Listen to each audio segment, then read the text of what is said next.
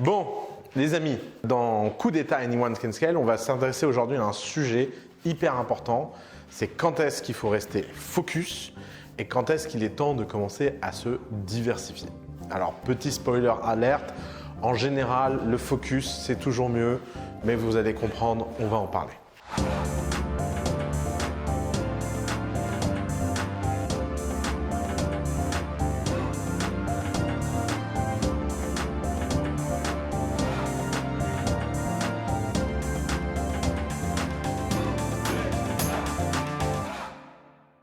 Quand on fait une entreprise, la tentation est de toujours vouloir faire plus. Pour deux raisons. D'abord, parce qu'il y a la pression extérieure et ensuite, parce qu'il y a la pression intérieure de l'ennui. Quand on fait quelque chose, on a tendance à s'ennuyer. Quand on répète toujours et toujours la même chose, c'est chiant, c'est normal et la tentation de vouloir faire autre chose est grande. Et c'est le moment où d'ailleurs les entrepreneurs sont d'une incroyable capacité de se raconter des histoires eux-mêmes. Ils disent qu'en fait, ils n'ont pas le choix, que c'est une demande client, que ça ne va pas prendre beaucoup de temps, qu'ils vont réussir à gérer ça à côté, etc. Pourtant, il y a une règle simple à comprendre. C'est qu'une heure que vous ne passez pas à faire quelque chose, c'est une heure qui est perdue à jamais. Et si vous regardez ce truc qui s'appelle le compound, l'exponentiel en tête, vous vous rendez compte que l'impact est infini sur le très très long terme. Alors, évidemment, pourquoi les gens ne se focusent pas plus? Ils ne se focusent pas plus parce que c'est très dur de se focus. Pour se focus, il faut faire deux choses. La première chose, c'est qu'il faut savoir renoncer à des choses et être capable d'être heureux quand on renonce à des choses. Et ne pas avoir cette peur du fear of missing out, le fameux FOMO. Le FOMO, en général, vient d'un manque de confiance en soi et un manque de confiance dans ses propres décisions. Évidemment, quand on met ses œufs dans plusieurs paniers, on a l'impression qu'on prend une meilleure décision, on a l'impression qu'on a un peu de tout. Et que résultat, les choses sont plus simples. Mais c'est faux. Pourquoi? Parce que 9 femmes ne font pas un bébé en un mois. Ce n'est pas parce que vous avez plusieurs choses que la somme de ces choses vont faire quelque chose de complet. En général, la clé du succès, c'est le focus. Alors le focus, ça tient en quoi? Ça tient dans la capacité à être très concentré, comme un laser, et de ne faire qu'une et une seule chose bien pour aller chercher des résultats complètement hallucinants. Le scale nécessite du focus, puisqu'en général, tous les outils du scale visent à simplifier l'offre et à sortir le plus possible de la personnalisation. Si on pense à l'automatisation, si on pense à la standardisation et si on pense au fait de faire travailler les clients, qui sont les trois outils du scale, et chacun de ces outils nécessite du focus. Le focus aide à réussir. D'ailleurs, les gens ne se rendent pas compte à quel point des grandes entreprises qui n'ont pas l'air focus sont en fait des organisations hyper focus. Par exemple, Amazon a lancé un autre produit que le livre le jour où ils ont dépassé le milliard de chiffre d'affaires dans le livre. Je sais bien que la plupart d'entre vous, si vous aviez lancé un site e-commerce, vous auriez lancé votre deuxième produit à 10 000 balles de revenus en expliquant que quand même là, vous êtes à fond, il est temps de lancer autre chose. Si Amazon peut vendre pour 1 milliard de livres, c'est parce qu'ils se sont focus, ils ont mis toute leur énergie. Aujourd'hui, Amazon a l'air de tout faire, mais c'est une illusion. Pourquoi? Parce qu'Amazon, en fait, c'est une série de PME hyper focus. Chacune de ces PME a en fait comme objectif de livrer un service et chaque patron de business unit ne s'occupe que de sa business unit. C'est juste qu'Amazon est devenue une organisation qui n'est plus aujourd'hui dirigée par un dirigeant qui a un focus, mais simplement c'est une série d'organisations plus ou moins autonomes qui n'ont qu'un seul et un seul focus. La diversification est donc possible qu'à la condition que vous pouvez avoir un propriétaire du sujet. Par exemple, The Family, qui est le royaume de l'unfocus, fonctionne parce que mon seul focus, c'est le développement de mon équipe et que chacune des tâches qu'on réalise à The Family a un propriétaire. Ce n'est pas moi qui gère les applies, c'est Sandrine. Ce n'est pas moi qui gère la fellowship, c'est Mathias. Ce n'est pas moi qui gère les BFF, c'est Léa. Et le fait que chaque royaume a un roi ou une reine, ça permet de se diversifier et d'opérer en parallèle. Alors c'est très très rare, mais il y a des entreprises qui n'ont pas le choix et qui doivent apprendre à se défocus très vite, ou du moins à paralléliser. La parallélisation, elle vient d'une tension. C'est que quand aucune de vos opportunités de marché est suffisamment grande pour en soi justifier vos investissements de scale. Dans ce cas-là, votre entreprise doit devenir une plateforme et chacun des usages une app. Un peu comme le téléphone est une app store, une plateforme, et ensuite chacune des apps est un usage spécifique de cette plateforme. Alors un exemple qu'on a récemment, c'est une entreprise de The Family qui s'appelle Spacefield et qui a une tension, c'est qu'aucun de ces segments de marché n'est suffisant en soi pour devenir une très grosse boîte. Et donc Spacefield doit dès l'origine, dès l'inception, apprendre à faire plusieurs choses en parallèle. Alors entendons-nous bien. Être un Spacefield, c'est très rare. Si on prend les 275 boîtes de The Family, il n'y a que 3 boîtes à qui j'ai conseillé de se diversifier le plus tôt possible à l'inception. Normalement, une plateforme émerge le jour où vous avez une app à succès. Facebook est devenu une plateforme parce que le réseau social marchait. Apple est devenu une plateforme parce que le téléphone est un succès commercial. Vous ne pouvez pas bâtir une plateforme si votre première app n'est pas déjà un très gros succès. Et la façon de le voir, c'est un peu comme quand on joue à risque ou à un jeu de stratégie, c'est qu'il vaut mieux posséder un petit territoire de façon très forte et s'étendre grâce au profit que ce territoire fait, plutôt que de mettre un tout petit effort sur plein de territoires et ne pas avoir la résistance de se défendre contre la moindre invasion. D'ailleurs, la tentation de se défocus est une tentation permanente de l'ensemble de l'équipe. Si vous vous ennuyez en tant que dirigeant, je peux vous dire que vos salariés, c'est encore pire. Et évidemment, tout nouveau salarié qui arrive pense que sa légitimité provient du fait de fournir des idées sur ce qu'on pourrait faire, ce qu'on n'a pas encore fait, sans réaliser qu'une entreprise ne se définit pas par ce qu'elle fait, elle se définit par tout ce qu'elle décide de ne pas faire. C'est hyper important pour vous de comprendre que scale égale focus. Focus égale compound, compound égale exponentiel, exponentiel égale scale. Vous arriverez à scaler si vous arrivez à être fort en décidant de tout ce que vous ne voulez pas faire. Rajouter des nouvelles features, c'est beaucoup plus simple qu'en enlever et pourtant c'est souvent quand on en enlève qu'on atteint un sacré secret de scale qui est que le focus est la clé pour permettre à toute l'organisation de déployer une énergie invraisemblable sur un sujet donné. Comment tu mesures la taille de ton marché pour être sûr que tu n'es pas en train de faire une connerie? Ouais. Parce que sinon je vois d'avance l'armée de gens qui disent « Ah, moi je fais partie des 3 boîtes de famille ». Ouais. Alors, vous savez, en ce moment, pendant que je tourne, il y a des mecs derrière la caméra qui me donnent des questions, des conseils, etc. Et d'ailleurs, Valentin, il se moque un peu de vous. Parce qu'il dit, là, avec ce que tu viens de dire, mon pote, je les vois déjà tous me dire qu'ils font partie des 3 boîtes de The Family qui ont besoin de se diversifier. Et il a bien raison de se moquer de vous, gentiment, parce qu'en fait, c'est une tentation universelle de se sentir unique. C'est classique. Et j'en fais partie. Et Valentin en fait partie, dit-il. Donc, évidemment, le sujet, c'est comment évaluer la taille du marché et comment savoir si l'opportunité est suffisamment grosse ou pas. Je vous conseille de faire un test tout bête, qui est simplement d'imaginer à quoi ressemble votre entreprise si vous n'avez aucune friction de distribution. Par exemple, prenons le marché du livre. Le marché du livre, si vous n'avez aucune friction de distribution, tout le monde peut livrer des livres, c'est un marché gigantesque. Prenons le marché de Nestor. Si tout le monde peut manger des plats le midi, pourquoi lancer des plats le soir avant que tout le monde ait mangé le midi? Vous voyez, la taille de marché du midi est beaucoup plus importante que la moitié de la taille du marché du soir. Si vous êtes par exemple Mobile Club, tant que tous les Français n'ont pas un téléphone portable dans leur poche, ça ne sert à rien de lancer un autre produit. Alors l'illusion est souvent de croire que rajouter une feature, ça ne coûte pas grand-chose. Pourquoi? Parce qu'on se dit, on a déjà la base client, il suffit de leur vendre un truc de plus. Le problème, c'est que vendre un truc de plus, ça demande un nouveau process, ça demande une nouvelle équipe, ça demande un nouvel approvisionnement et ça crée une complexité. D'ailleurs, très contre-intuitif, quand on vend 2 choses, la probabilité de vendre quelque chose descend. Quand on vend 3 choses, ça descend encore plus, 4 choses, etc.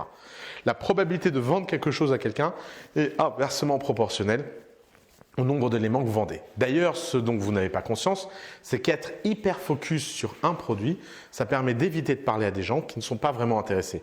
Si vous êtes Alibaba et vous avez une caverne remplie de trucs, vous aurez toujours l'impression que tout le monde est intéressé par tout, même si les gens au final n'achètent rien. Alors que si vous n'avez qu'un produit, les gens disent oui, non, et vous ne perdez pas de temps avec les gens qui ne veulent pas de ce produit. Votre effort est simplement concentré à convaincre les gens d'acheter ce produit.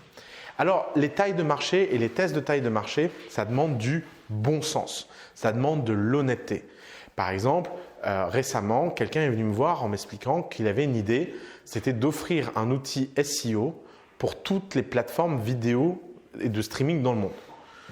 Et je n'ai pas compris parce que je lui ai dit, mais il y a quelqu'un d'autre que YouTube qui marche. Il m'a dit, ouais, il y en a plein. Je lui ai dit, ok, combien il y en a? 200. Imaginons que chacune d'entre elles paye 10 000 euros. 200 fois 10 000 euros, ça ne fait pas une entreprise. 2 millions d'euros, ça ne suffit pas à justifier les ingénieurs, l'investissement, etc. Donc, soyez honnête avec les tailles de marché. En général, les gros marchés sont des marchés qui sont évidents. Si vous avez du mal à définir la demande, si les gens ont du mal à acheter votre truc, c'est tout simplement que votre marché n'est pas assez gros. D'ailleurs, aucun entrepreneur n'arrive à battre un marché récalcitrant. Le marché et le product market fit, c'est l'élément qui distingue les startups qui fonctionnent des startups qui ne fonctionnent pas. D'ailleurs, parlons d'un sujet très important. Il faut arrêter avec ces conneries de compétition. On en parlait hier avec Balthazar, on n'en peut plus de ces VC qui passent leur temps à dire aux entrepreneurs « n'allez pas sur ce marché, c'est compétitif ». S'il y a un marché compétitif, c'est qu'il y a de l'argent. S'il y a plein de gens qui le font, c'est qu'il y a de l'argent. Prenons les VTC. Combien il y a de boîtes de VTC en dehors d'Uber dans le monde? Rien qu'en France, on a créé 5 boîtes à plus de 100 millions d'euros qui sont concurrentes d'Uber. Si en France, on peut créer 5 boîtes qui valent plus de 100 millions qui sont concurrentes d'Uber, c'est la preuve que quand quelque chose marche, faire votre propre version de cette chose, elle est possible. Donc, visez des marchés importants et essayez d'être focus. D'ailleurs, je vous offre un service, vous avez acheté Anyone Can Scale. Si vous avez la tentation de diversifier, pinguez-moi sur Slack et en 2 minutes, je vous dirai si vous faites partie des rares boîtes qui ont besoin de diversifier ou pas. Alors, évidemment, là, on a parlé du produit et du focus sur l'offre, mais c'est vrai pour tout ce que vous faites. Vaut mieux se focaliser sur un canal de distribution qui marche mieux que tous les autres que d'essayer de développer tous les canaux de distribution. Il vaut mieux investir toute son énergie sur quelque chose qui a un gros retour sur investissement plutôt que diluer son effort pour réduire son compound en investissement. Vous êtes dans la loi de Pareto. 20% de vos actions auront 80% de vos retours. Votre obsession, c'est de ne faire que ça et d'oublier tout le reste. C'est vrai pour les sources de recrutement, c'est vrai pour les sources d'approvisionnement, c'est vrai pour les sources de financement, c'est vrai pour à peu près tout. Il existe toujours quelque chose qui paye plus que le reste. Concentrez-vous dessus à fond. Le focus, c'est vraiment une valeur as a family qu'on essaie d'appliquer dans tout notre portefeuille. Par exemple, Payfit, c'est un logiciel de fiche de paye qui est incroyable par son focus. D'ailleurs, Firmin est l'incarnation même du focus jusque dans sa vie personnelle, puisqu'à chaque fois qu'on lui propose de faire quelque chose, il se pose toujours la question, est-ce que ça va aider Payfit à court terme ou pas? Si ce n'est pas le cas, il ne le fait pas. Et c'est cette espèce d'énergie invraisemblable qu'il met dans son entreprise qui explique que le succès de Payfit soit au-dessus du lot. Pierre de Side est aussi extrêmement focus, puisque tout dans Side n'est orienté que sur la mise en relation de siders et d'entreprises. Ils ont eu plein d'opportunités de lancer des verticales, des franchises, etc. Ils ont même eu des offres financières extrêmement intéressantes pour faire d'autres choses. Ils ne l'ont pas fait, ils se sont concentrés. D'ailleurs, sachez que cette absence de focus, elle est très classique.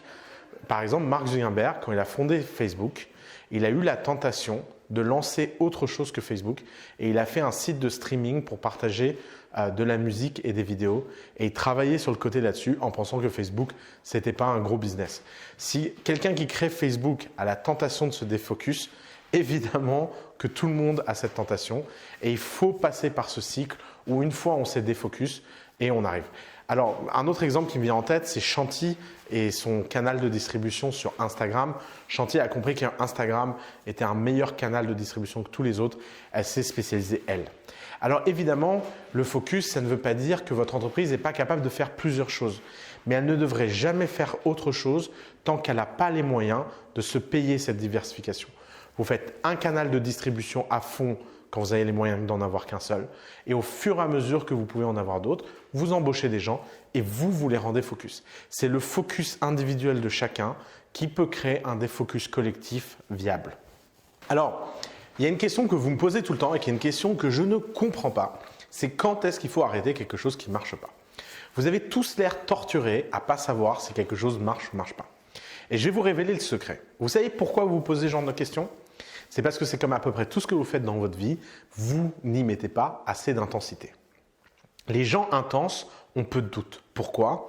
Parce que quand vous faites quelque chose au niveau où vous avez envie d'en vomir tellement que vous le faites intensément, le fait de savoir si ça marche ou ça ne marche pas, ça devient évident.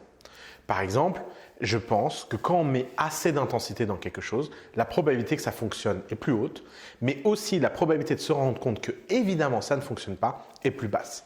Le problème de cette culture du test, c'est que c'est une culture qui fait croire qu'il y a des petites étapes. Il n'y a pas de petites étapes. Il faut y aller comme un bourrin. Il faut y aller hyper intensément et il faut y mettre beaucoup d'intensité. Si vous mettez de l'intensité dans votre vie, si vous mettez de l'intensité dans tout ce que vous faites et que vous arrivez à en tirer quelque chose d'intéressant, vous verrez très vite si les choses que vous êtes en train de faire fonctionnent ou pas. Lorsqu'on est intense, on n'a pas de doute. Pourquoi? Parce que l'info qu'on a est beaucoup plus élevée. Si vous faites 200 phone calls de sales, vous savez si quelque chose marche ou pas. Si vous en faites 10, vous vous posez la question de savoir si ça marche ou pas. Donc, mettez de l'intensité, mettez une tonne d'intensité, toujours plus d'intensité et essayez de vous focaliser comme dans un bon manga pour mettre encore plus d'intensité quand les personnages ont l'air là d'être super concentrés. Mettez de l'intensité dans votre vie. Alors, si c'est déjà le bordel chez vous et que vous faites déjà plein de choses, je vais vous encourager à faire quelque chose, un exercice pas simple, c'est de supprimer 70% de ce que vous faites pour remettre de l'intensité. L'intensité, elle change en fonction de la taille de l'organisation et votre rôle change en fonction de l'intensité dans laquelle vous êtes. Je m'explique. Au début, en tant que fondateur, vous êtes tout seul, donc vous devez mettre de l'intensité pour ne plus être tout seul. Ensuite, votre intensité passe d'une intensité d'activité à une intensité de management. Ensuite, quand vous passez d'une intensité de management à une intensité de stratégie, vous montez dans l'échelle de votre entreprise. Et en tant que dirigeant, vous vous transformez et vous n'avez plus le même rôle. Et c'est un peu la même chose pour tout le monde dans vos équipes. Si aujourd'hui vous êtes dans la situation où il y a plein de gens qui font plein de choses et vous avez la frustration et le sentiment que les choses n'avancent pas vite, je vous donne un conseil très simple, c'est arrêter et couper. Coupez des choses. Et qu'elles soient utiles ou pas utiles, vous vous en fichez, vous coupez. Et vous arrêtez de prendre la tête avec des choses qui n'apportent pas de valeur immédiatement. Par exemple, récemment dans une boîte de The Family, les gens étaient perdus par le retard qu'ils avaient dans leur administratif. Et ce retard était en train de les mettre en péril parce qu'ils n'avaient pas les ressources pour payer ce qu'il fallait. J'aurais dit, concentrez-vous sur faire du chiffre d'affaires et atteignez le chiffre d'affaires qui vous permettra d'embaucher un responsable administratif. En attendant, mettez tout dans un carton et n'y pensez même pas. Puisque dans 6 mois ou dans 9 mois, vous pourrez toujours régler ce problème, alors que régler le problème de gagner de l'argent, c'est un problème que vous devez régler maintenant. Donc choisissez vos combats. Si vous êtes trop éparpillé, coupez. Ne vous focalisez pas sur autre chose que l'essentiel. Et au début d'une boîte, l'essentiel, c'est tout ce qui vous permet de scaler, tout ce qui vous permet d'augmenter vos revenus, votre nombre de clients et votre efficacité. Donc vous l'avez compris, le focus, c'est un élément essentiel du scale. Je pense qu'il y a une recette toute bête à appliquer pour permettre d'établir cette culture de focus à tous les étages. Ça commence par vous focaliser sur peu de choses et montrer l'exemple. Ensuite, quand il y a quelque chose que vous maîtrisez bien, tout de suite le déléguer pour pouvoir passer au sujet d'après. En le déléguant, vous le déléguez à quelqu'un dont ça devient le focus. Créer un sens de l'ownership, c'est hyper important pour pouvoir scaler. Vous ne pouvez pas scaler seul, vous avez besoin que les gens se sentent propriétaires. Hier, j'étais dans un entretien avec notre avocate, Léa, que vous connaissez de la saison 1, et elle a dit à une nouvelle avocate qu'elle embauchait que le problème qu'elle avait à The Family, c'est qu'elle avait toujours l'impression que The Family, c'était sa boîte. Ça m'a fait sourire intérieurement parce qu'évidemment, c'est une forme de réussite personnelle pour moi. Ça me fait plaisir quand quelqu'un se sent impliqué au point de penser qu'une entreprise qui n'est pas la sienne est en fait un peu la sienne, même beaucoup la sienne, et que ça crée de l'intensité chez elle et du sens de l'ownership. D'ailleurs, c'est comme ça qu'on se libère du temps, c'est comme ça qu'on a du temps pour les choses importantes. Donc, vous faites, vous déléguez, vous avez un feedback loop pour savoir si la délégation se passe bien et vous passez au sujet d'après. Ce chapitre 2, il était dense. Il a été dense pour nous à faire. J'espère qu'il a été agréable à écouter. J'espère que vous allez en tirer des leçons. Et si j'ai voulu finir par le focus, c'est parce qu'il y a beaucoup de choses et que vous auriez pu vous noyer dans tout ce contenu. Comprenez que Coup d'État, ça se consomme un peu comme un bon livre. Vous n'êtes pas obligé de le lire de la première à la dernière page et vous pouvez y revenir aussi souvent que vous avez besoin. Ça ne sert à rien de vouloir tout savoir et tout apprendre avant d'en avoir besoin. Faites-vous confiance, faites confiance à l'action et faites confiance au destin en sachant qu'à un moment donné, vous verrez que des choses que j'ai dites vont être d'autant plus claires une fois que vous serez dans l'action. C'est très agréable d'avoir un apport théorique, je pense qu'il est nécessaire, je pense que c'est comme un lit confortable, mais maintenant il va falloir dormir dedans, il va falloir passer à l'action. Évidemment que toutes ces informations ne sont pas à implémenter dans votre entreprise dès le premier jour. Même dans votre consommation de Coup d'État, il est temps maintenant d'être focus et il est temps de prendre le meilleur de ce que vous pouvez en tirer au moment où vous en avez besoin et n'hésitez pas à revenir et revenir. D'ailleurs, Coup d'État, ce n'est pas simplement une formation vidéo, c'est aussi une plateforme, c'est aussi des commentaires, c'est aussi une communauté, c'est aussi une super équipe. On est là pour vous, n'hésitez pas à nous demander. Maintenant qu'on a vu cette partie théorique, ce chapitre 2, ce qui m'intéresse, c'est de rentrer dans l'humain, de rentrer dans le management et ce sera le chapitre 3 de Coup d'État Anyone Can Scale. J'espère que ça vous a plu. À très vite. Boum.